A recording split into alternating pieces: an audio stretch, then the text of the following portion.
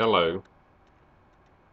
If you've seen my video, The Impossible Dream, those comments are how people with a mental illness are treated. In other words, essentially, we are not allowed to present our story, make comments regarding the many comments that are made to indicate that people with a mental illness are violent. When the truth is, according to research, this is not polls, this is years of study and research.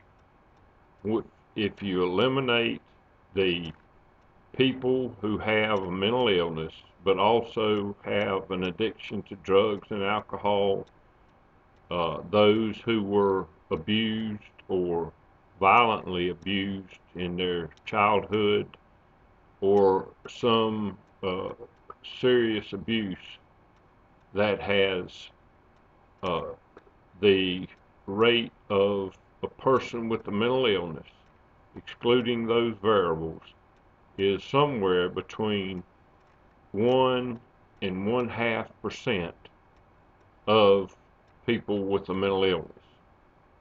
And yet we are considered the most violent in our society, which is just absurd.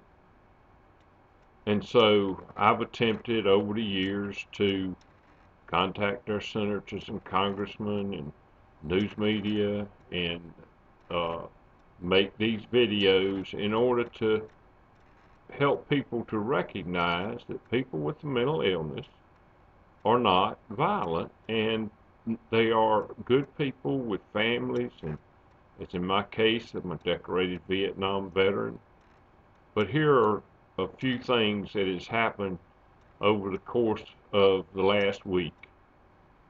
With the shooting at Oregon, and again, the first thing brought up was the fact that this shooter most likely had a mental illness.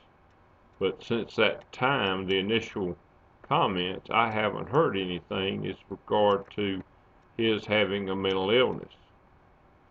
So I called the 3 local news channels and explained essentially just what I've explained to you, and then said that I have bipolar, and essentially all 3 local networks hung up on me. So anyway, even the news reporter, his name was Steve, I think it was the lead anchor on the 6 o'clock news, but he began to stutter and began to say, he said that he did not, they were not going to show the news regarding the shooting in Oregon. Well, 2 hours later, of course, they're showing the shooting on Oregon. And then I called 6 national news networks, CNN, NBC, CBS, CNN, Fox, ABC, and again, essentially what I told them was articulated that we should be allowed to speak before the public regarding the myth that people with a mental illness are violent.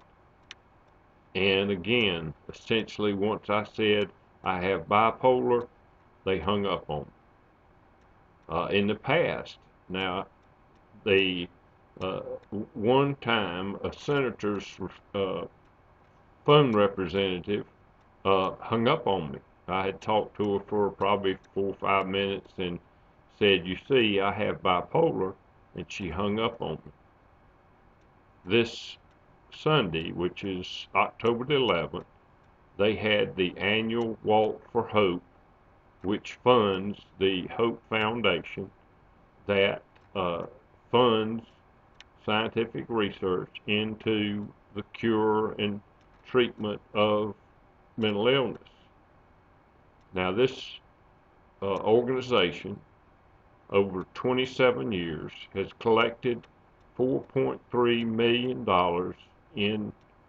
for the walk. Well, but they have taken that $4.33 million and leveraged it to over $140 million. And you say, well, how is that possible? Well, let's say that they give $25,000 to a university. As a matter of fact, let's say University of North Carolina, they, one of the alumni or another organization may give $100,000 for that 25,000. So, and not only that, the organization, another organization, pays for the cost of the walk. There's no other charitable organization that has come close to taking that small amount of money and leveraging it to $140 million and no cost associated with the walk. Well, that was held again this past weekend. I called, it was not shown on any of the news, local news channels, and so I called. And essentially they said, no, we didn't, and seemed to not be too interested in the fact that they didn't.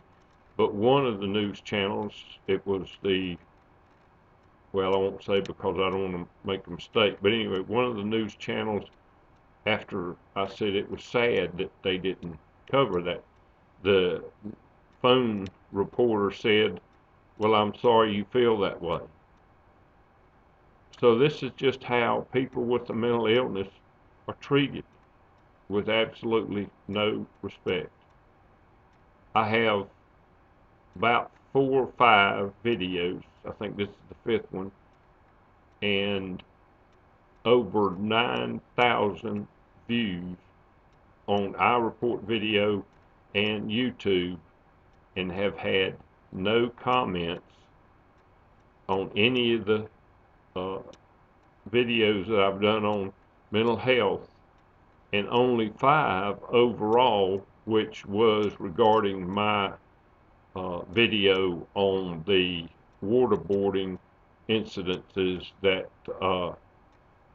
Senator Feinstein had voted to oppose waterboarding. So I hope those who are watching this video will take the time to make comments, recognize this, and begin to start realizing that people with a mental illness are good, kind, generous, and loving people. And if you could see and be friends with someone with a mental illness, you would see that they are very loving individuals. Thank you very much.